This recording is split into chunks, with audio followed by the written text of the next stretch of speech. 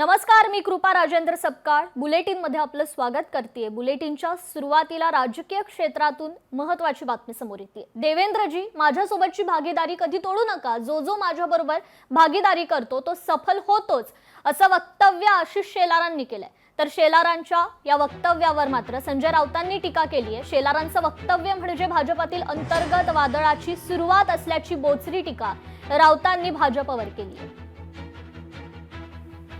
तर मैदान हे उत्कृष्ट भागीदारीचं स्थान असेल तर तुमचा सुद्धा देवेंद्रजी शपथविधी याच मैदानावर झालाय। माझ्याशी पार्टनरशिप सोडू नका। जो माझ्याबरोबर भागीदारी करतो देवेंद्रजी तो सफल होतोच आणि मी तुमचा सफलता चाहणार आहे। मला माहित नाही या संदर्भात। मी कधी क्रिकेटची मॅच पाहत नाही। मी या क्षणापर्यंत वानखेडे स्टेडियम पाहिलेला नाही, एवढंच मी सांगतो। मी कधी क्रिकेटची मॅच पाहत नाही। मी वानखेडे स्टेडियमवरती अद्याप पाऊल ठेवलं नाही। कोणत्या क्रिकेटच्या मैदानावर गेलेलो नाही। पण आशिष शेलार यांचं जे वक्तव्य आहे हे भाजपा अंतर्गत सध्या जे वादळ उठलेलं आहे त्या वादळाची एक सुरुवात आहे। तर संजय राऊत आणि आदित्य ठाकरे एकमेकांची कॉलर धरून एकमेकांची गचांटी पकडून अशा पद्धतीने भांडत होते हे 8 दिवसापूर्वी महाराष्ट्राने बघितलंय। जेव्हा राज्यसभेची निवडणूक झाली त्यानंतर आदित्य ठाकरे विरुद्ध संजय राऊत हा सामना आपण महाराष्ट्राने बघितलाय। उभाटा गटामध्ये आता 3 गट पडले आहेत। एक उद्धवजी ठाकरे यांचा गट आहे, दुसरा आदित्य ठाकरे यांचा गट आहे आणि तिसरा संजय राऊत यांचा गट आहे।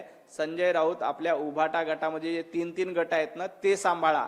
भारतीय जनता पार्टी देवाभाऊंच्या नेतृत्वात एक संघ आहे। तर ऑपरेशन टायगर वर देखील संजय राऊतांनी प्रतिक्रिया दिली आहे। ऑपरेशन एकदाच केलं जातं, वारंवार ऑपरेशन होत नाही, तर ती डेड बॉडी असते, असंही संजय राऊतांनी म्हटलं।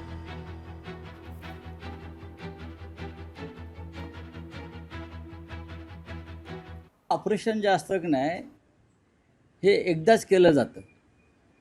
वारंवार एखाद्या शरीराचं जेव्हा ऑपरेशन करतात असं म्हणतात तेव्हा ते डेड बॉडीचं ऑपरेशन असतं। ती डेड बॉडी नेतात ना, आणि डेड बॉडी सध्या त्यांच्या पक्षाची देवेंद्र फडणवीसांनी केलेली आहे। खरं म्हणजे त्या ऑपरेशन सध्या जे सुरू आहे ते देवेंद्र फडणवीस एकनाथ शिंदेच्या पक्षाचं करतायत। संजय राऊत, तुमच्या पक्षाची डेड बॉडी करण्याचं काम जनतेनं केलेलं आहे। तुमचा पक्ष आता अस्तित्वालाच उरलेला नाही आणि पक्षाची पूर्णपणे डेड बॉडी मरणशय्येवर येऊन टिकलेला पक्ष, अशा पद्धतीची अवस्था दुसरी तिसरी कोणी नाही केली तर महाराष्ट्रातल्या जनतेनं केली। त्यामुळं आपल्या पक्षाचं आधी धुणं धुवा, आपल्या पक्षाची प्रकृती कशी बरी होईल, आपला पक्ष कसा सुधारेल याचा विचार करा। इतर पक्ष ऑपरेशन टायगर, ऑपरेशन लोटस हे सांगण्याच्या भानगडीमध्ये पडू नका। लोकशाही मराठी ऐका, पहा, जागरूक रहा।